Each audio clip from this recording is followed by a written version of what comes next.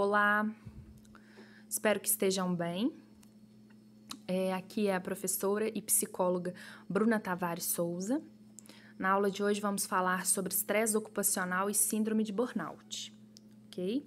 Lembrando que o estresse nada mais é do que uma fadiga, um cansaço, um esforço prolongado, né? Uma tensão. É quando o sujeito, né, o indivíduo, ele é exposto a algum tipo de pressão que cause desconforto, que você não se sinta à vontade perante aquela situação, principalmente relacionada ao ambiente de trabalho, tá? Ou seja, as necessidades elas não se ajustam de alguma forma às expectativas, às capacidades do trabalhador, tá? Então, o estresse ocupacional, até destaquei aqui para vocês que muitas das vezes está relacionado a alguns pontos que ocorrem dentro da instituição de trabalho.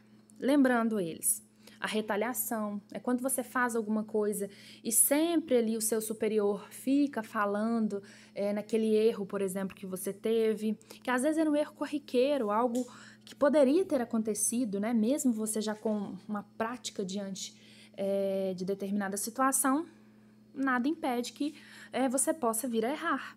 É normal, é natural, é humano, né? Espera-se sim que os profissionais cada vez menos tenham comportamentos de falha, mas ninguém é perfeito, nós não somos máquinas, né? Então, a retaliação pode vir a acontecer, como já disse, a indisponibilidade de treinamento e orientação. Essa parte aqui, ela acontece muito mesmo, principalmente com aqueles funcionários, né, os trabalhadores que são mais jovens, que chegam numa empresa ali com aquela sede de conhecimento, com aquela garra de saber tudo. As gerações mais atuais, né, mais recentes, elas apresentam essa característica de gostar de ter conhecimentos diversos, de ser um multiprofissional. E, infelizmente, né, gerações passadas, como as gerações anteriores, né, que seria a X, por exemplo, já são, assim, pessoas que não gostam muito de passar o seu conhecimento para frente, que têm medo de perder suas posições diante, né, de um jovem. Então, acaba que, por vezes, fica temeroso, receoso de passar o seu conhecimento, né, de explorar habilidades e competências daquele jovem profissional, justamente com esse medo, né, esse temor de ser substituído. Consequentemente, há essa falha aí no treinamento e na orientação dos jovens trabalhadores. Pressão por produtividade, tem até algumas empresas que prezam por aquele lema, né, fazer mais com menos. Atualmente, o que nós mais observamos seria esse quesito. Ou seja, você tem que se desdobrar para atender a produtividade antes do esperado, né, com resultados acima da média, muitas das vezes, e com isso, o estresse, essa tensão contínua, ela tende a ser cada vez maior. Condições desfavoráveis à segurança de trabalho, né, à segurança no trabalho. Por exemplo, a questão de EPIs. Muitas das vezes, o trabalhador faz, né, determinada atividade, executa, sabendo que precisava usar o EPI X ou o EPI Y, mas como tem que fazer rápido, ele acaba negligenciando. Isso é gravíssimo, gravíssimo mesmo, porque além de colocar em risco a sua segurança, a sua vida, muitas das vezes, né, tem toda uma área, né, são vários profissionais envolvidos que podem impactar com uma atitude, que às vezes, por exemplo, era só colocar, por exemplo, um protetor, né, seja um óculos, seja o protetor auricular, enfim, uma luva, por exemplo, né, enfim. Relação abusiva entre superiores e subordinado.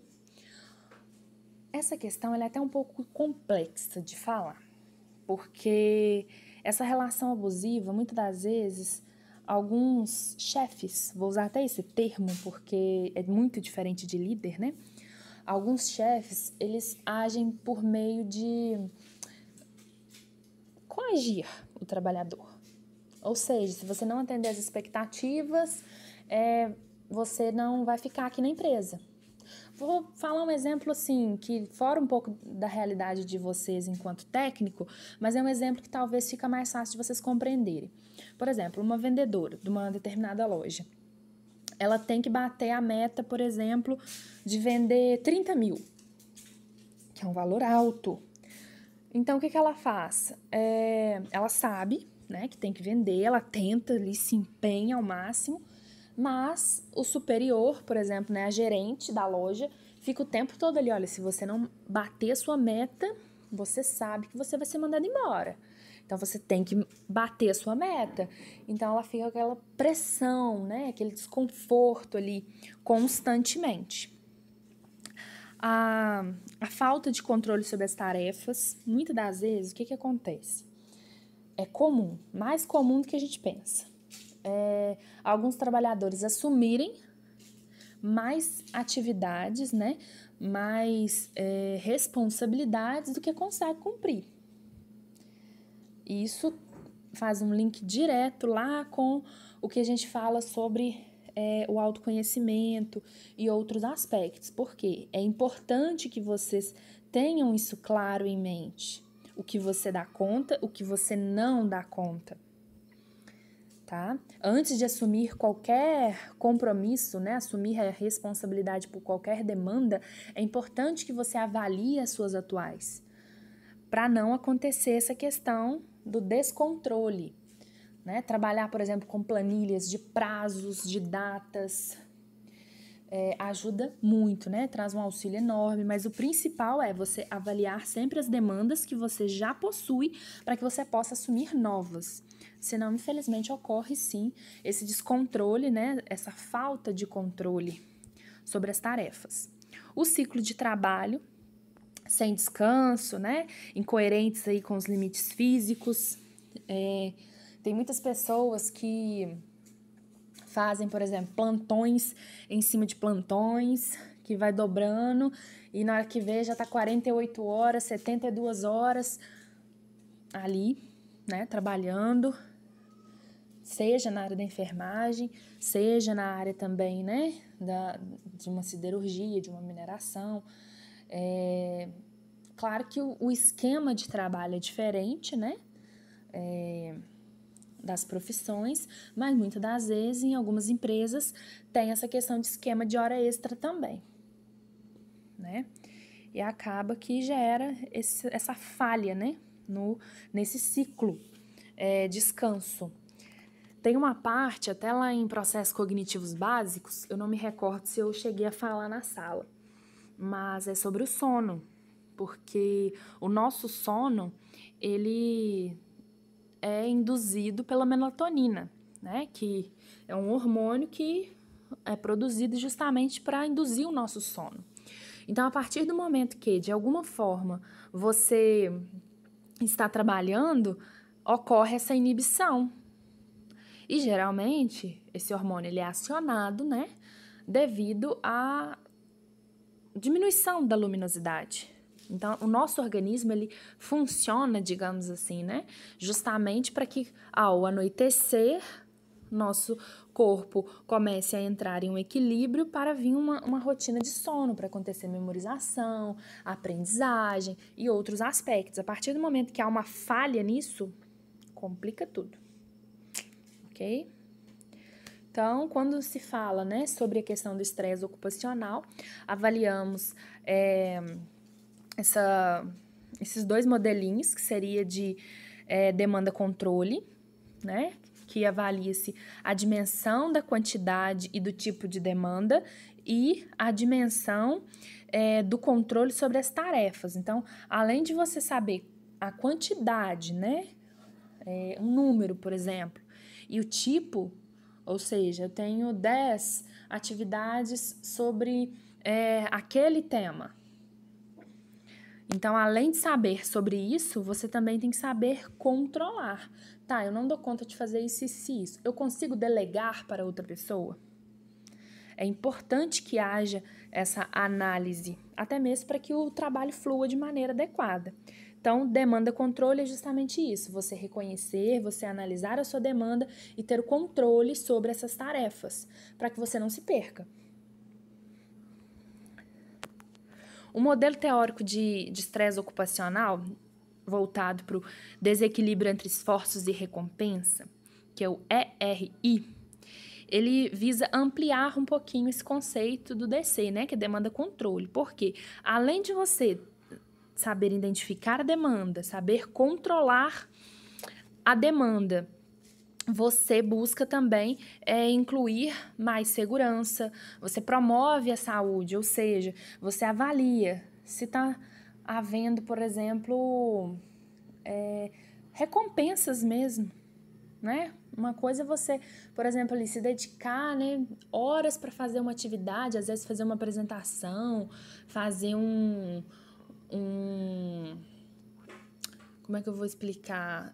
Uma planilha, um treinamento. E ao final, assim, na hora que você entrega o trabalho, que você sente orgulhoso de você mesmo, né? Tipo assim, nossa, eu consegui, fiz certo, ficou bom. O seu superior, quando você entrega, ele mal fala assim, obrigada, ou parabéns. Simplesmente fala com você assim, deixa aí na mesa, ok? Ou envia para o meu e-mail. Isso faz com que haja um desequilíbrio entre esse esforço, né, esse direcionamento de energia que você teve em relação à recompensa. Ainda falando, então, sobre estresse ocupacional, tem alguns fatores aqui que contribuem com a questão do estresse ocupacional, voltado, por exemplo, para a globalização da economia. Cada vez mais, né, que há essa globalização, mais necessidade nós observamos de ter aquela frase que eu falei anteriormente, né, fazer mais com menos, mais busca financeira existe. Então, a racionalização, concentração de empresas, crescente pressão da competição, né, essa questão assim de ser competitivo.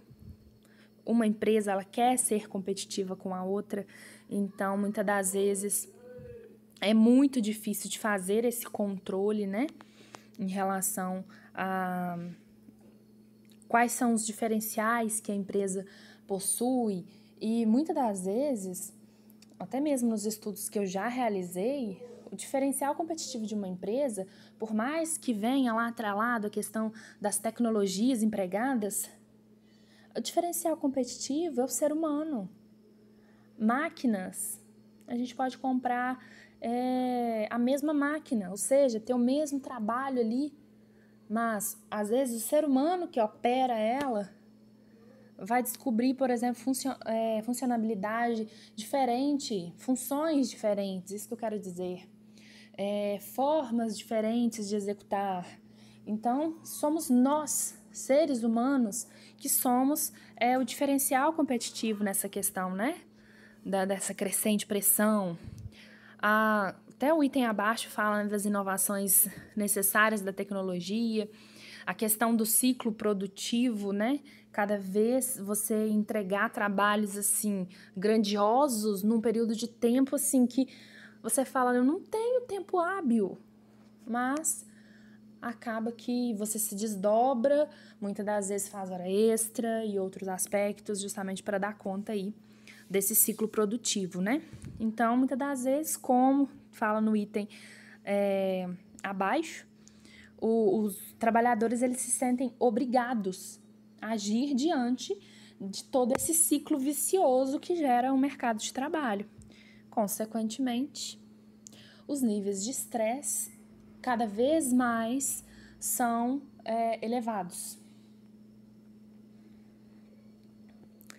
Aqui fala um pouquinho sobre as intervenções psicoeducativas, porque essas intervenções, elas vêm ganhando muito o mercado, porque são intervenções que utilizam justamente os pensamentos disfuncionais, ou seja, as distorções cognitivas, aquilo, por exemplo, que Você pensa de maneira disfuncional. Se você tá tenso, se você pensa, eu não vou conseguir, eu não sou capaz, não vai dar certo, o que esse treino vem falando? Não, você vai conseguir, você é capaz, é o momento, vamos pensar formas alternativas. Então, querendo ou não, ele reforça, ele aumenta as habilidades comunicativas, a resolução de problemas, faz com que você amplie esse universo, digamos assim.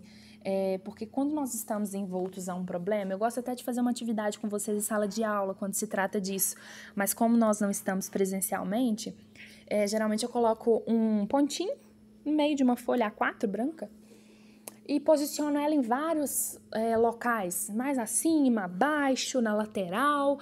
Eu vou meio que dançando com a folha, digamos assim. Posteriormente, eu coloco ela atrás de mim. E antes disso, né, eu simbolizo que aquele pontinho que eu fiz na folha, que todos, né, possivelmente estarão olhando, ele é o nosso problema. Então, a partir do momento que eu coloco o problema atrás de mim, ou seja, que eu me coloco à frente do problema, eu passo a enxergar o entorno. Muitas das vezes, quando nós estamos ali de frente com o problema, ele fica tão grande, mas tão grande, que parece um bicho-papão. A gente fica pequenininho, pequenininho, e o problema fica enorme. Então, a partir do momento que a gente esconde ele atrás de nós, mesmo ele sendo grande, você vai se ver primeiro. É como se colocasse um espelho na frente de você, você vai ver a sua imagem. Então, a partir daí, você passa a fazer uma leitura diferente de tudo. E, consequentemente, consegue manejar melhor o tempo, a sua energia, passa a ter um autocontrole melhor, você consegue minimizar os impactos estressores. Muitas das vezes é utilizado, sim, dentro de um acompanhamento psicológico, mas existem também intervenções pontuais dentro dessa questão psicoeducativa, ok? Agora vamos falar da síndrome de burnout. É um termo importado, né, digamos assim, nós importamos do inglês, que muitas das vezes fala a síndrome de queimar-se, tá? Porque o burnout, ele é uma cronificação do estresse. É quando aquele estresse, ele tá tão grande, que ele sai somente do seu ambiente de trabalho, ele passa a tomar conta da sua vida inteira, seja na sua vida pessoal, seja na sua vida profissional. Como eu costumo falar até com meus pacientes, começa a fazer parte de todas as pontes, de todas as esferas da nossa vida. E é exatamente isso que vem falando aqui também, que a síndrome de burnout, ela não pode ser confundida com o estresse, porque o estresse é um esgotamento pessoal, né, que influencia a vida do sujeito, e não necessariamente a qualidade. Não é que você cai a qualidade do seu trabalho, mas você se sente influenciado, você acaba ficando mais agitado, mais ansioso, mais temeroso. Então, tem alguns impactos, mas ainda assim você consegue executar o seu trabalho.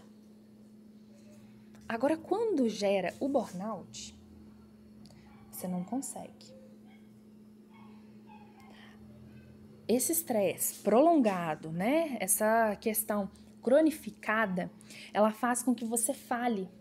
A sua atenção, a sua percepção, seus processos cognitivos, né, de raciocínio lógico e outros, eles tendem a ficar um pouco mais prejudicados. Então, a tendência é você ter uma dificuldade um pouquinho maior. Às vezes, coisas que você fazia em 15 minutos, vamos supor assim, você passa a levar 20 minutos, 25, 30, para fazer a mesma coisa, tá? Aqui tem até uma diferença, eu coloquei essa comparação porque eu achei muito interessante. Como vocês podem observar, os dois títulos estão até grifadinho aí, né? Estão em inglês. Mas para ficar mais fácil de vocês compreenderem, vou falar do estresse primeiro, que eu acho que fica mais fácil. O estresse, ele é caracterizado justamente por você super se envolver-se naquela situação. Você se dedica intensamente àquilo ali, né, que você está realizando. Você tem ali as emoções totalmente afloradas sobre aquele contexto. Ela reage de maneira mais física, né? A exaustão geralmente atua sobre o seu físico, você se sente cansado fisicamente. Aqui devo ter um exemplo interessante, né, que fala que pode ser entendido como se fosse, assim, uma perda de combustível, de energia, porque realmente você se sente, assim, sugado. Na hora que chega no final do seu dia, assim, você tá, nossa, tô muito cansada, tô morta. Muitas vezes tem até essas expressões, assim. E aqui embaixo tem outros pontos, mas vamos destacar agora o burnout. Enquanto o estresse é por excesso de envolvimento, o burnout já vem a desistência. Eu sou incapaz, eu não consigo fazer nada, então melhor eu nem fazer. No caso das emoções, que antes, né, era reativa, você estava ali ligado o tempo todo com as emoções à flor da pele, assim, no burnout muitas das vezes elas ficam embotadas, que a gente fala. Ou seja, tá bom, vou fazer. Se fizer, tá bom, se não fizer, tá bom também. Então, assim, muitas das vezes pode gerar um quadro de apatia. O principal não é só o físico, é a questão emocional, tá?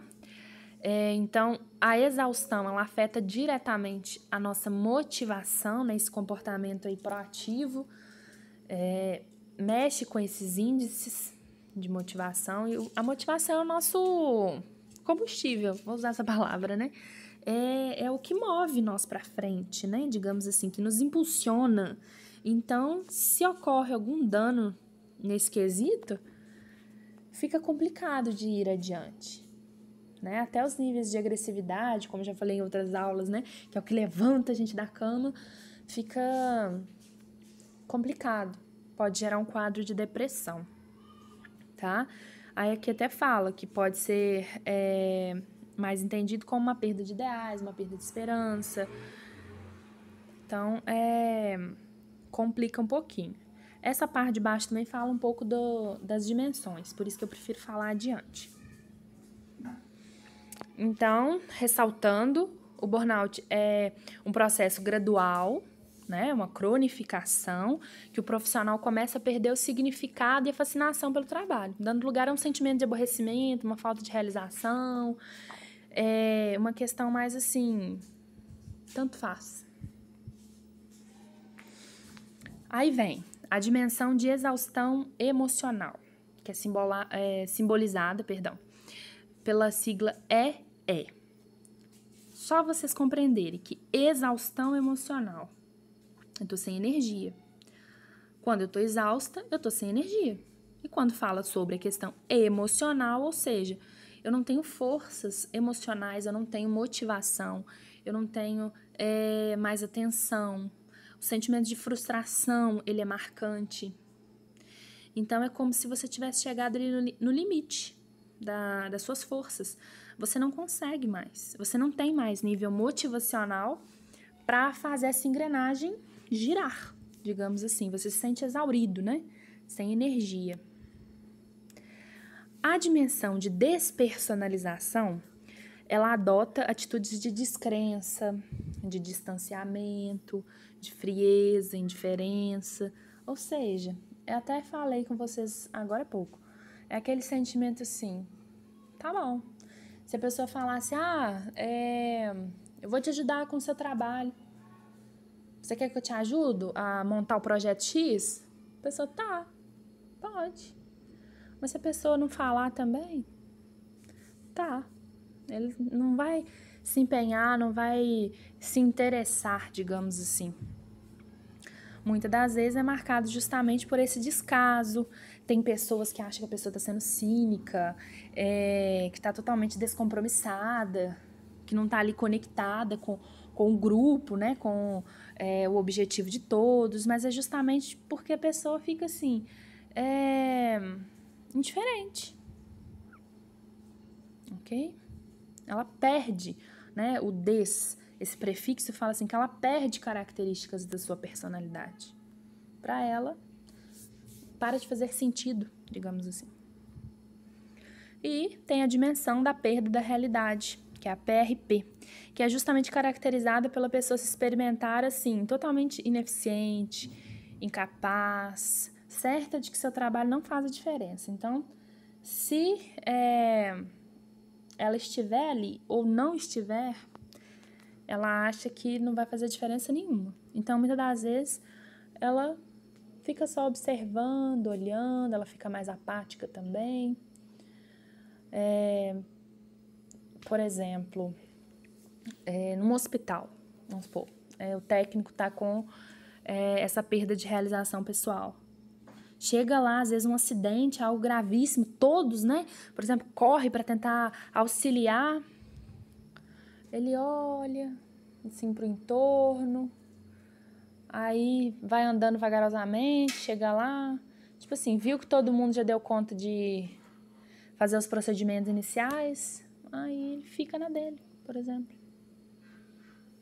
Se precisar, né, alguém chamar, é até solícito, mas assim, podendo não fazer nada, deixar ali as coisas acontecerem, eles deixam. Justamente por esse sentimento de não fazer a diferença. Ok? Eu coloquei essa parte aqui, que eu achei interessante. Eu coloquei o que aumenta e o que falta perante as altas demandas, né? Ou seja, que gera o quadro de estresse e, consequentemente, o burnout. Então, geralmente, para acontecer, né? Há um aumento, né? Aumenta a carga de trabalho, a pressão, ou seja, né, o tempo, a complexidade das tarefas, ocorre papéis conflitantes, ambiguidade de papéis também, né? Às vezes informações inadequadas, informações contraditórias, né, que não são claras. Isso tende a aumentar, ou seja, ter maior probabilidade que venha acontecer o estresse ocupacional e, consequentemente, o burnout. E, geralmente, falta, né, em relação à instituição de trabalho, um suporte ao trabalho, né, por parte dos supervisores, de quem ele está junto do profissional, quem passa as orientações. Falta também apoio dos colegas, falta o controle e a autonomia. Muitas das vezes os próprios colegas percebem, né, que a pessoa está sentindo-se dessa forma e, ao invés de encorajar, ao invés de incentivar, de conversar, de mostrar ali que estão juntos, acaba deixando ele para lá. Faz uma exclusão. Infelizmente, isso vem acontecendo, né, de acordo com a literatura. E também falta, né, nas empresas uma recompensa material, que seja uma redução da carga horária de trabalho, que seja alguns benefícios, né, progressão de carreira. Então, geralmente é isso, ok? Acho até que esse último item aqui eu coloquei errado. Recompensa material. Não, tá certo. Falta recompensa material. Ou seja, essa recompensa material ela pode ser caracterizada... Não, aqui é aumento, eu coloquei redução, viu, pessoal? Então, aqui, ó, recompensa material caracterizada pelo aumento de salários, benefícios e por mais oportunidades de progresso na carreira, tá? Eu vou passar isso para vocês direitinho depois, vou ver se eu consigo corrigir, mas aqui no áudio eu não vou conseguir, tá? Agora que eu observei. Se tiver mais algum item que vocês observarem, podem me sinalizar no privado, ok? Abraço e até breve. Espero que vocês tenham compreendido.